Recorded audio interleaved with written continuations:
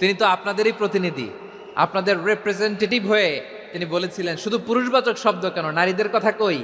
আল্লাহ তাআলা নারীদেরকে খুশি করবার জন্য তাদের এই আবেদনের প্রেক্ষিতে প্রতিটি শব্দ পুরুষবাচক শব্দ ব্যবহারের পাশাপাশি নারীবাচক শব্দ ব্যবহার করেছেন। আওয়াজ করে পড়েন আল্লাহু আকবার। তার মানে নেক আমল করলে, ভালো কাজ করলে, সৎ কর্ম করলে সেটাতে নারী আর পুরুষ সমান। পুরুষ ইবাদত করলে যেই সওয়াব, নারীরা করলেও সেই সওয়াব। পড়েন সুবহানাল্লাহ। That means women has been given extra attention in this verse. Subhanallah, how sensible Islam is and how lucky we are.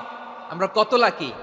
নারীদের প্রতিনিধি উম্মে সালামা বলার সাথে সাথে তাদেরকে খুশি করার জন্য আল্লাহ পুরুষবাচক শব্দের পাশাপাশি নারীবাচক শব্দ দিয়ে একটা গোটা আয়াত নাজিল করেছেন। পড়েন সুবহানাল্লাহ। তাহলে আসুন আমরা দেখি কোন 10টি বৈশিষ্ট্য আল্লাহ